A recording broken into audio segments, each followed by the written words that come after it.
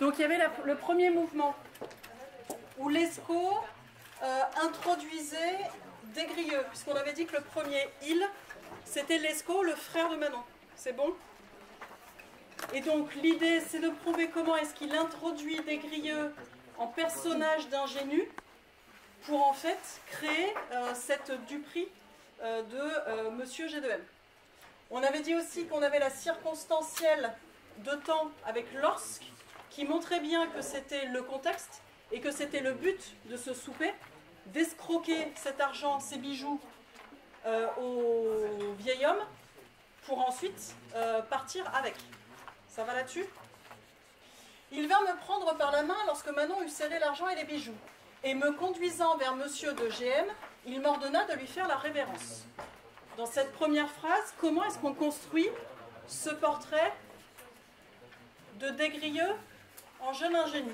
Qu'est-ce que vous pouvez relever qui va permettre tout de suite de prouver le titre qu'on a fixé pour le mouvement? Exactement, c'est-à-dire que Lescaut devient vraiment un guide des actions de Desgrieux. D'accord? Il va me prendre par la main, me conduisant, il m'ordonna de lui faire la révérence. Donc en plus il y a l'ordre, il y a vraiment cette idée que Lescaut doit tout apprendre à Desgrieux. Grammaticalement, qu'est-ce qu'on remarque pour montrer que justement Desgrieux, il est sous les ordres de Lescaut, il est presque infantilisé par Lescaut? Exactement, les M ou me. Ok, donc ici, le me conduisant, il m'ordonna. Qu'est-ce que c'est ces trois pronoms-là? On les a déjà croisés. COD, oui, tout à fait. Donc c'est ce fameux pronom personnel COD qui fait que c'est celui qui subit l'action. Et qui est le sujet de toutes ces actions? C'est Lescaut. Il, c'est Lescaut. Me conduisant, bah, c'est Lescaut aussi. Il m'ordonna, c'est Lescaut qui donne les ordres. Du coup, si Desgrieux, là, il est mis en position effectivement d'objet de Lescaut, c'est vraiment qu'il est manipulé par Lescaut dans cette scène. Du coup, quel statut est-ce que ça donne à Lescaut? Le fait que ce soit lui qui fait les actions et qui déplace Desgrieux, qui lui dise quoi faire, etc. Alors effectivement, ça donne cette idée du grand frère qui dirige le petit frère qu'il a retiré de province. C'est-à-dire que la pièce qu'ils sont en train de jouer à Monsieur de GM, elle est vraiment efficace, elle est vraiment bien menée. Mais donc cette idée que, si on se dit que c'est une pièce, quel est le rôle que prend ici Lescaut? Parce que Desgrieux, c'est celui qui est l'objet, qui est manipulé, c'est le jeune enfant qui va jouer donc la partition de celui qui est infantilisé. Oui, c'est un metteur en scène. Exactement, ça fait marionnettiste, mais donc si on est au théâtre, ça fait le metteur en scène. C'est-à-dire que Lescaut, qui est quand même un escroc expérimenté, d'accord, qui a vendu sa sœur de manière complètement délibérée, il est habitué à mettre en scène des coups pour duper un certain nombre de victimes. Et on voit bien qu'ici, il a une forme de facilité à mettre en scène Desgrieux, qui lui-même accepte avec beaucoup de facilité le rôle du jeune ingénu. Est-ce que ça va? Alors, j'en fis deux ou trois des plus profondes. Quelle figure de style? Une hyperbole. C'est-à-dire qu'on voit Desgrieux, deux ou trois des plus profondes, il y a déjà le chiffre, d'accord, 2 ou 3. Et puis des plus profondes, il y a le superlatif. Donc ça construit une hyperbole sur à quel point il fait la révérence. Mais donc qu'est-ce que ça dit dans sa manière d'intégrer ce rôle de l'ingénu? À quoi est-ce qu'elle sert cette hyperbole? D'accord, donc effectivement, cette espèce d'excès de politesse, ça montre aussi effectivement qu'il est ingénu parce qu'il va certainement trop bien jouer son rôle. Je ne sais plus, dans ce que je vous ai rendu, là, il y a quelqu'un qui disait qu'il y a une forme de surjeu de la part de Desgrieux, mais comme si effectivement ça permettait de dire il n'a pas encore intégré tout à fait les codes de la société. Donc finalement l'hyperbole ici, elle va justifier le manque de code. Et donc Desgrieux a parfaitement intégré qu'il faut surjouer le rôle de l'ingénu. D'accord? Donc l'hyperbole, elle renvoie à cette idée de surjeu. On est en train de filer quand même une référence à quelque chose de très théâtral. Mais rappelez-vous que l'enjeu, c'est cette idée d'être dans une scène qui est comique. Et donc forcément, si on est sur une scène comique, il faut aussi virer un peu à la caricature pour les personnages. Alors du coup, ensuite, il y a la parole de Lescaut. C'est-à-dire qu'on a eu le jeu qui est d'abord physique, le fait qu'il se place finalement dans cette scène, et ensuite, Lescaut introduit le dialogue théâtral, finalement. « Excusez, monsieur, lui dit Lescaut, donc il parle à G2M, on est d'accord? C'est un enfant fort neuf, il est bien éloigné, comme vous le voyez, d'avoir des airs de Paris, mais nous espérons qu'un peu d'usage le façonnera. » D'accord? Donc, il introduit des grilleux. Comment est-ce qu'on voit qu'à nouveau, il infantilise des grilleux et qu'il le met dans une position de soumission? Un enfant fort neuf. Donc, il va dresser ce portrait plutôt infantile, plutôt d'ingénu. Qu'est-ce qu'il y a d'autre pour construire le portrait des grilleux comme celui de quelqu'un de puéril, finalement? Bien éloigné, c'est-à-dire qu'il y a vraiment une forme de manque de connaissance de ce qu'est Paris, de la manière dont on doit se comporter dans cette société parisienne. Le façonnera, donc cette idée qu'il a encore besoin d'apprendre, d'avoir des expériences, de grandir, d'évoluer. D'accord? Oui, alors effectivement, il y a cette idée qu'il faut excuser le côté novice, d'accord? Donc de la même manière qu'on va excuser un enfant qui pourrait encore faire des bêtises. Et donc peut-être que ça renvoie d'ailleurs à cet excès sur les révérences. Exactement. Le fait de parler de des grilleux, qui est présent juste à côté, puisqu'il vient de le mener par la main, et de parler de lui à la troisième personne alors qu'il est présent, il y a quelque chose où Lescaut crée une connivence avec son interlocuteur, qui est Monsieur Dieppe, d'accord? Comme s'il était chose négligeable à des grilleux, et qu'on peut parler de lui à la troisième personne alors qu'il est présent. Alors qu'on est d'accord que normalement, c'est quelque chose qui pourrait être extrêmement... de parler de quelqu'un de présent à la troisième personne, c'est plutôt insultant, en réalité.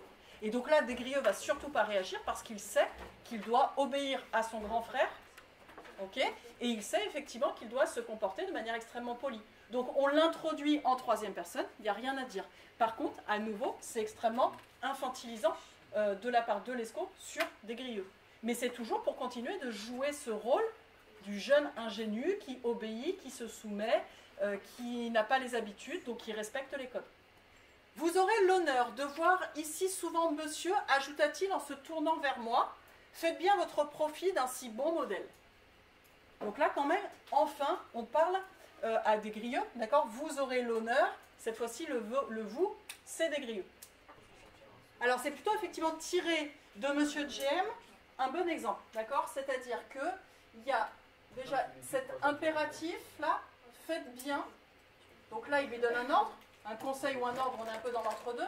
Donc il y a quelque chose où effectivement, il essaye de faire un compliment détourné à Monsieur GM en le qualifiant devant lui, et cette fois-ci à la troisième personne aussi, de modèle de conduite, modèle pour avoir des airs de Paris, d'accord, pour s'intégrer dans cette société parisienne.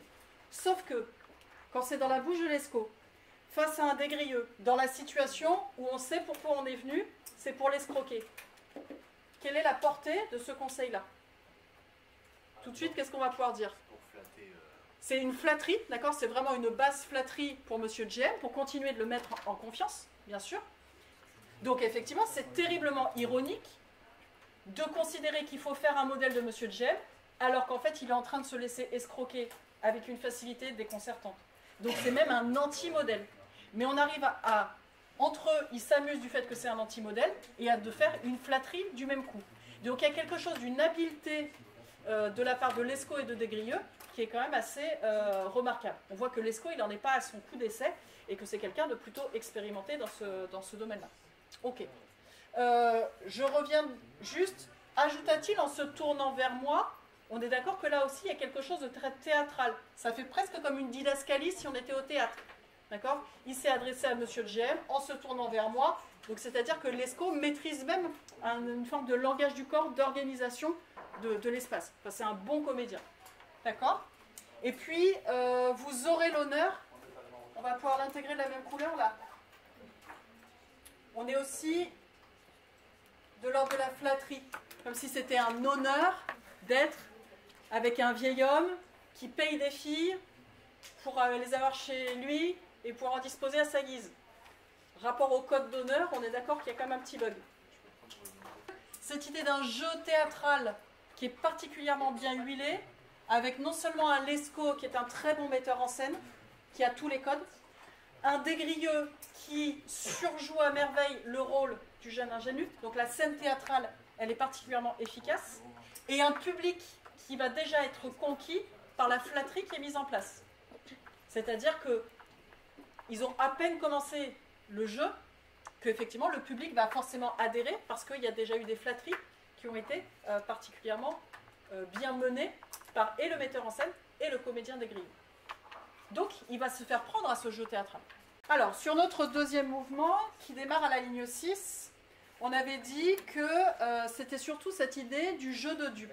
C'est-à-dire que là, véritablement, après avoir cette introduction théâtrale, il y a comment est-ce que Des-Grieux, surtout, parce que là, finalement, c'est surtout Des-Grieux qui va prendre le dessus, une fois qu'il a été introduit par Lescaut, on voit bien que Des-Grieux va prendre un certain plaisir à jouer son rôle à fond et à faire adhérer Monsieur de Gem jusqu'au bout. Donc il y a quelque chose où, en termes de... Voilà, il prend de l'autonomie, en tous les cas, dans la tromperie, et ça renvoie à ce qu'on a vu dans le cercle de lecture, finalement. Il y a une évolution où, versé dans ce jeu de tromperie, etc., c'est quelque chose qui, finalement, il y va assez volontairement. Il est introduit par Lescaut, mais ensuite, après, il ne résiste pas. Il aurait pu être moins actif dans la tromperie, mais non, une fois qu'il y est, il en profite lui aussi. On reverra avec le troisième mouvement sur pourquoi est-ce qu'il fait ça. Donc cette histoire de jeu de dupe, c'est vraiment à quel point on s'amuse de la tromperie. D'accord ? Pour expliquer le titre du mouvement, c'est à quel point il y a une forme de plaisir à tromper et à être efficace dans sa propre tromperie. Donc effectivement, prendre plaisir à me voir, il y a cette idée d'une forme d'adhésion totale, c'est-à-dire que c'est bon, il est pris dans le jeu, et à partir de là, il est piégé. Donc, le piège s'est déjà refermé sur Monsieur de Gem. Simplement, cette appellation, le vieil amant. Donc, il y a le terme vieille qui va marquer son âge, et sur le fait qu'il y a quelque chose d'une forme de décalage entre son âge et cette idée qu'il joue encore à conquérir des jeunes femmes, et effectivement à être un amant. Amant, hein, c'est celui qui est amoureux de... Mais on est d'accord que là, c'est... lui, il peut bien être amoureux, mais en fait, il paye Manon pour. Donc, en fait, ça renvoie à un personnage des comédies classiques, qui est le personnage du Barbon. Et donc, cette appellation, le vieil amant, ça fait vraiment référence à tout cet univers théâtral de Molière, où, véritablement, il a toutes les caractéristiques du Barbon. Je ne sais pas si vous avez des références en tête, mais dans l'Avare de Molière, c'est vraiment un Barbon par excellence, puisqu'il veut épouser la fille dont son fils est amoureux. Et son fils, en début de pièce, il vient réclamer à son père la main de la jeune fille, sauf qu'en fait, il n'a même pas le temps que son père lui dise « Ah, je vais épouser cette jeune demoiselle qui est là et qui est superbe. » Et en fait, il la prend pour lui, alors qu'en fait, elle serait naturellement destinée au fils. Et donc, ça lui pose aucun problème. Donc, il y a quelque chose où la littérature se moque de ça. Là, on est d'accord que si Des-Grieux et Manon, leur amour fonctionne, c'est parce qu'ils ont 2 ans d'écart et que, voilà. Mais là, c'est quelque chose qui est de l'ordre du mariage, enfin, de l'union arrangée. Ça va là-dessus ? Donc, en tous les cas, vieil amant, il y a quelque chose qui est déjà critique dans l'appellation même de Monsieur de Gem comme ça. Alors, il me donna 2 ou 3 petits coups sur la joue en me disant que j'étais un joli garçon, mais qu'il fallait être sur mes gardes à Paris, où les jeunes gens se laissent aller facilement à la débauche. Exactement. C'est-à-dire que comme Des-Grieux a endossé le rôle de l'ingénu à merveille, quel rôle se crée lui-même le vieil amant ? Un peu le protecteur. Oui, l'espèce de protecteur expérimenté. Sauf qu'il y a quelque chose où ici, il fait vraiment preuve de paternalisme.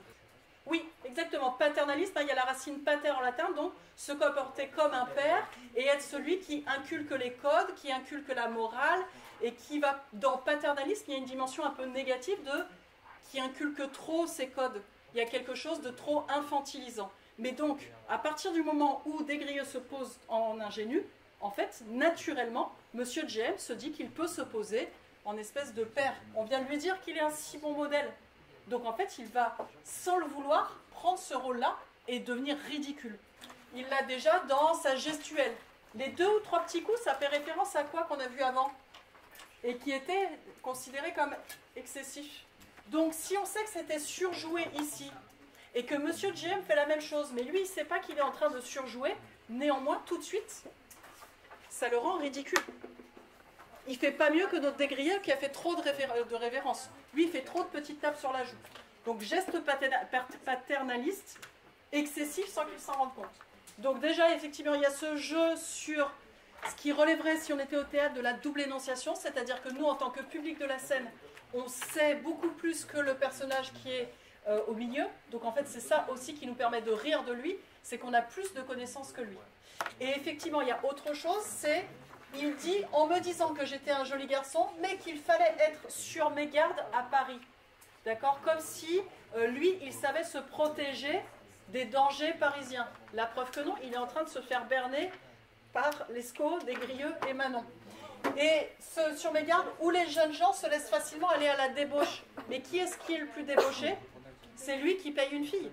Donc il y a quelque chose où en fait il ne se rend même pas compte effectivement de son ridicule en donnant des conseils qu'il ne s'applique pas à lui-même. Donc c'est effectivement là que Desgrieux peut s'amuser de lui, et nous lecteurs, on va trouver aussi la scène comique.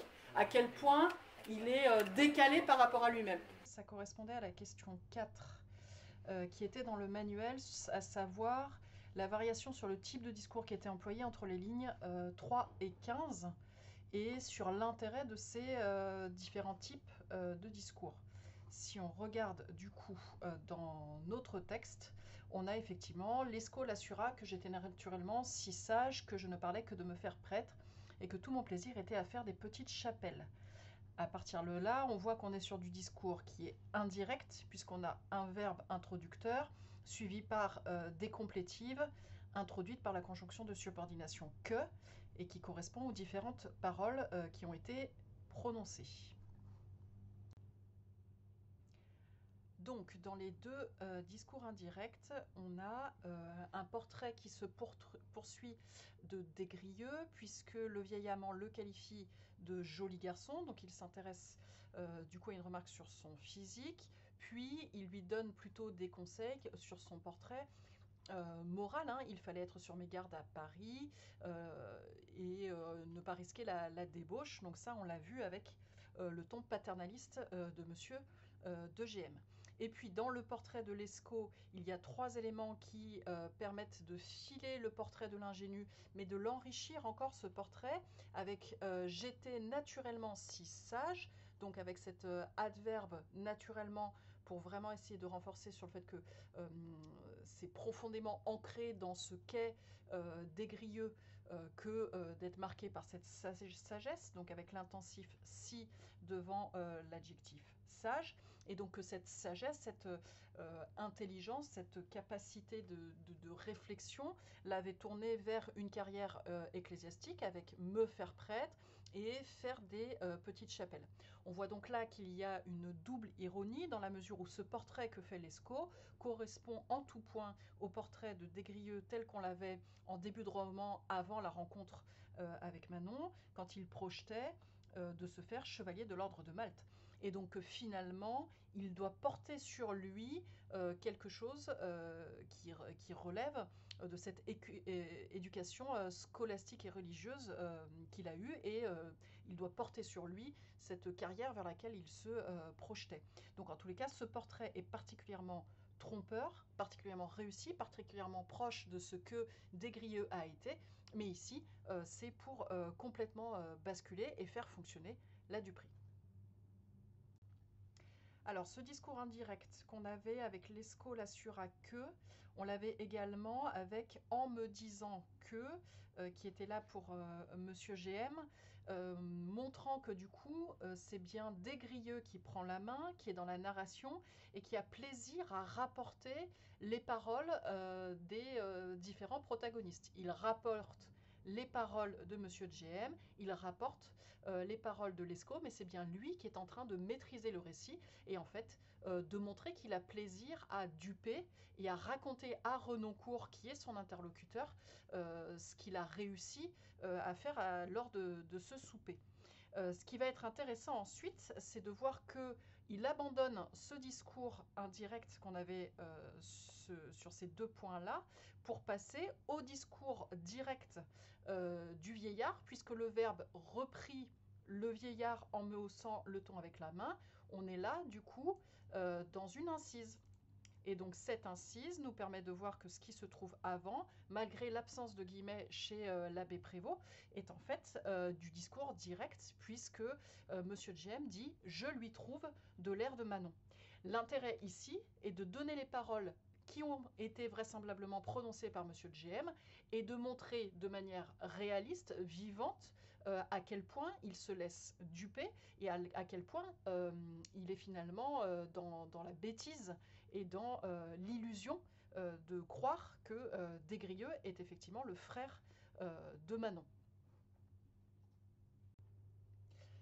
On notera aussi qu'avec en me haussant le menton avec la main, on a une indication qui relève comme précédemment de ce qui pourrait s'apparenter à une didascalie, vraiment un geste qui permet d'imaginer précisément la scène de manière théâtrale.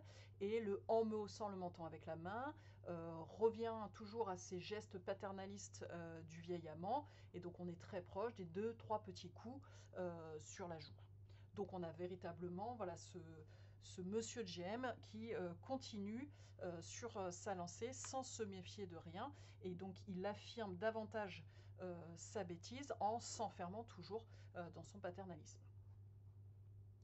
On en était sur cette prise de parole en discours direct de Desgrieux qui joue toujours cet ingénu qu'on avait vu au départ. Hein. Je répondis d'un air niais. Donc il essaye de jouer toujours ce côté ingénu, ce côté naïf, ce côté petit frère issu de la province qui donc n'a pas d'habitude de la vie en société.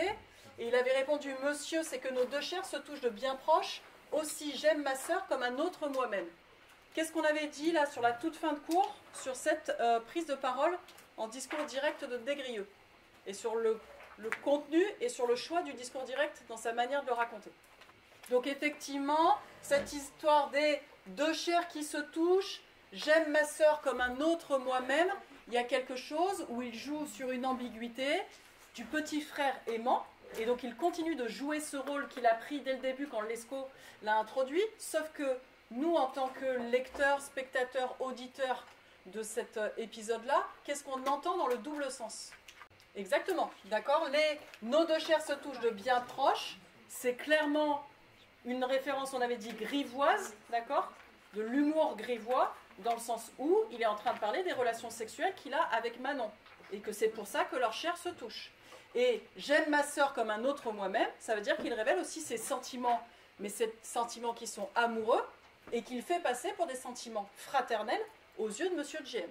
Donc en fait, à la fois, il ne ment pas, mais en même temps, parce que Monsieur GM n'a pas la totalité des informations, eh bien, il y a vraiment quelque chose où c'est un moyen de se moquer, effectivement, de ce vieux barbon. Ça va là-dessus? Pourquoi c'est en discours direct, du coup? Pourquoi est-ce que quand il le rapporte à Renoncourt, il choisit de mettre cette phrase-là en discours direct? Exactement. Il est en train de commencer de tomber dans un certain excès qu'on retrouvera particulièrement dans le troisième mouvement, mais qui commence en fait un peu là. Le discours direct souligne qu'il se vante d'avoir eu ce trait d'esprit, qu'il a eu cette capacité à se moquer de Monsieur GM en utilisant une forme de double sens. Donc il est en train, d'une certaine manière, de monter sa puissance intellectuelle à tromper le vieil homme, à dire la vérité en même temps, et en fait à jouer avec les connaissances. Donc le côté paternaliste dont on avait déjà parlé plus haut, finalement il est en train de montrer que ce n'est pas du tout un bon modèle, puisqu'il se laisse prendre dans ce piège-là, et qu'il y a quelque chose qui justement est en train de critiquer le côté paternaliste. C'est toujours, on avait parlé de ce double sens de la comédie, hein, c'est-à-dire que la comédie c'est toujours pour rire, avec le caractère ridicule du bonhomme, mais c'est aussi pour critiquer ces hommes qui sont un peu âgés, qui se pensent les pères de l'humanité, et qui ont toujours les bons conseils à donner, alors qu'en fait, ils se font pertinemment piéger. D'accord ? Si on utilise ce texte-là, c'est aussi parce que c'est quelque chose qu'on retrouve dans l'ensemble du roman, que c'est une dimension qu'il faudra qu'on revoie dans une question transversale, avec cette idée que tous les événements qui se passent dans le roman, ils sont à la fois pour créer de l'aventure, créer du rire, créer une réflexion peut-être morale, mais aussi pour critiquer une certaine société du XVIIIe siècle, cet ancien régime qui est quand même régi par tout un tas d'inégalités, par tout un tas de comportements déviants, sous couvert que tout va bien. D'accord ? L'entendez-vous, dit-il à Lescaut, il a de l'esprit. C'est dommage que cet enfant-là n'ait pas un peu plus de monde. Réaction donc toujours en discours direct, pour toujours donner le caractère vivant et montrer encore une fois à quel point notre vieux monsieur James se fait prendre. L'entendez-vous? Il a de l'esprit, c'est dommage que cet enfant-là n'ait pas un peu plus de monde. Oui, il est complètement en train de se tromper, de le sous-estimer. Comment est-ce qu'on voit qu'il reste justement à la fois dans cette manière de ne pas percevoir du tout qui est le personnage, comment est-ce qu'il reste toujours dans cette dimension paternaliste? Cette idée qu'il a les bons conseils à donner. Marin?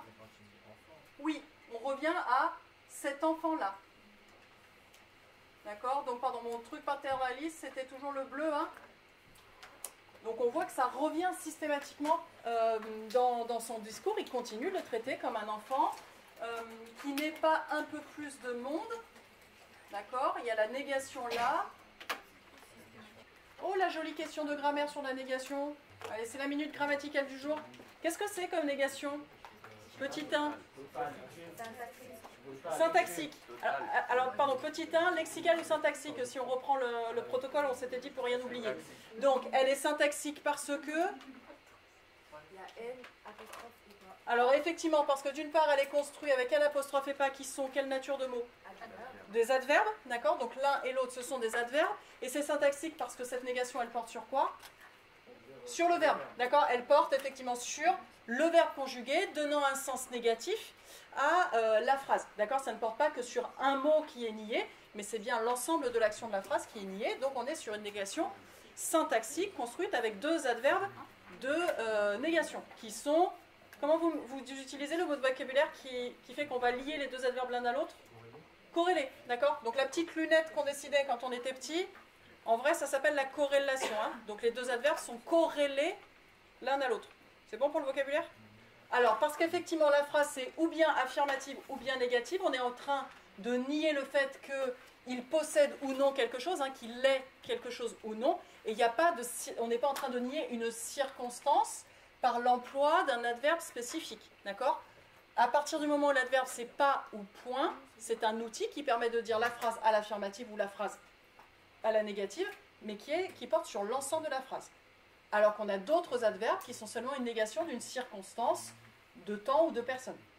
Ça va là-dessus pour la syntaxique totale? Ok. Est-ce qu'elle a d'autres particularités? Parce que petit 3, il y avait est-ce qu'il y a des particularités spéciales de négation? Non. Ici, effectivement, il n'y a rien de plus à signaler. Donc, effectivement, il souligne toujours le côté paternaliste avec cet enfant-là. Okay. Il est en train de montrer qu'il signale le manque de société. Qu'est-ce qu'il lui donne quand même? Qu'est-ce qu'il a quand même vu dans Desgrieux? Même s'il se trompe plutôt sur le bonhomme, malgré tout. Donc la seule chose qu'il a finalement bien perçue, c'est qu'il a de l'esprit qu'il signale comme ça de manière très simple. Parce que même s'il n'a pas compris le double sens de la phrase, il voit bien qu'il y a une espèce de jeu, une manière d'utiliser le langage de la part de Desgrieux. Preuve qu'il pourra certainement s'insérer dans le monde. Donc il reconnaît une qualité intellectuelle, il dit qu'il y a un manque de capacité sociale, mais que finalement, il laisse entendre qu'il va pouvoir progresser dans ce monde. Parce que de toute manière, en ayant intégré Manon, globalement, il prenait le petit frère avec. Et que comme on lui a proposé d'être un très bon modèle, c'est comme s'il décidait effectivement de faire un petit peu cette éducation de cet enfant-là. Ça va là-dessus? Oh, monsieur, repris-je, j'en ai vu beaucoup chez nous dans les églises, et je crois bien que j'en trouverai à Paris de plus sots que moi. Exactement. Donc on est d'accord qu'il est encore en train de reprendre le même procédé, discours direct pour se vanter des propos qu'il a pu tenir à monsieur GM, et à nouveau double sens, surtout sur j'en ai vu beaucoup chez nous dans les églises, donc il continue de jouer le rôle je viens de la province, d'accord, laissant entendre qu'effectivement déjà en province on peut trouver des gens qui sont stupides, mais quand il dit j'en trouverai à Paris de plus sots que moi, en premier lieu, monsieur Jem qui est en train de se faire prendre. Comment est-ce qu'il souligne cette analyse-là? Comment est-ce qu'il la rend indétectable pour monsieur Jem et malgré tout très claire pour le lecteur ou pour l'auditeur que serait Renoncourt? Qu'est-ce qu'il emploie dedans? Oui. Alors effectivement, le beaucoup chez nous, d'accord? Donc cette espèce de généralité Beaucoup chez nous, on est sur une troisième personne, avec cette idée de pluriel, qui a beaucoup de gens stupides, d'accord? Beaucoup chez nous dans les églises. Et ensuite, de plus haut que moi, à nouveau, on est sur un pluriel, on est sur une généralité, c'est-à-dire qu'il a cette habileté de ne cibler personne de précis, mais comme il emploie une généralité au pluriel, en fait, ça englobe énormément de personnes, et en l'occurrence, ça englobe Monsieur GM. Donc, cette espèce de finesse d'esprit de la part de Desgrieux, c'est pour ça qu'il le rapporte en discours direct pour souligner son intelligence à employer des formules généralisantes, plurielles, pouvant inclure, à son insu, Monsieur GM. Ok, qu'est-ce qu'il faut du coup récapituler sur ce deuxième mouvement? Qu'est-ce qu'on retient du deuxième mouvement?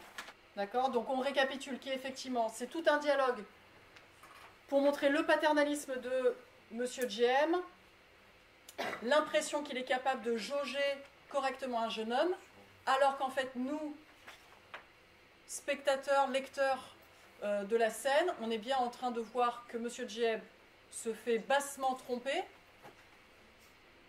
que Desgrieux en réalité lui est supérieur, et qu'il a même plaisir à raconter sa supériorité sur Monsieur GM.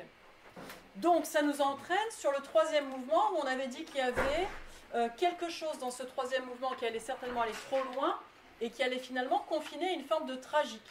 Comme si, parce que Desgrieux est un peu trop empressé à se moquer du vieil homme, qu'il prend peut-être un peu trop ses aises, forcément il y aura un retour de bâton. Ce qui est la réalité du passage que vous avez lu. Hein. Qu'est-ce qui arrive une fois que Monsieur de GM il va se rendre compte qu'il s'est fait non seulement voler et humilier pendant ce repas, il va envoyer le lieutenant de police pour les arrêter, et avec le fait qu'ils vont être séparés chacun dans une prison différente. C'est bon là-dessus? Peut-être que si il ne s'était pas autant moqué de lui, le vieil homme aurait été moins humilié, peut-être qu'il aurait été un peu plus souple. D'accord? Mais là, effectivement, non seulement il y a eu le vol, l'escroquerie, mais en plus, il y a eu vraiment cette tromperie pendant le souper. Alors, toute notre conversation fut à peu près du même goût pendant le souper. Effectivement, il a continué de se moquer pendant la totalité du repas, laissant entendre que là, ça n'a été que des exemples et qu'il a pu continuer. Comment est-ce que c'est souligné par la grammaire ici? Oui. Il y a d'une part la modélisation à peu près du même goût, pendant qui effectivement laisse une idée de durée, et puis on va avoir le déterminant toute. Donc entre le déterminant toute, entre l'expression à peu près du même goût, entre la préposition de temps pendant, il y a bien cette idée que cette duperie, cette tromperie, elle dure, elle s'étend, elle est possible dans la continuité et que rien ne vient mettre le doute à Monsieur GM. Donc il y a vraiment cette idée d'une habileté de Desgrieux pour se moquer qui se fait dans la durée. Et donc il n'a même plus besoin de rapporter les propos, il résume qu'il a pu continuer le même type de propos. D'accord? Mais ça montre finalement une forme d'habileté de sa part. Manon, qui était badine, fut plusieurs fois sur le point de gâter tout par ses éclats de rire. On l'avait eu ici sur « elle avait volé », mais ensuite elle était complètement, finalement, passive. C'est pas elle qui était à la manœuvre pour la tromperie. Elle a volé et ensuite elle a laissé faire Lescaut et Desgrieux. Oui.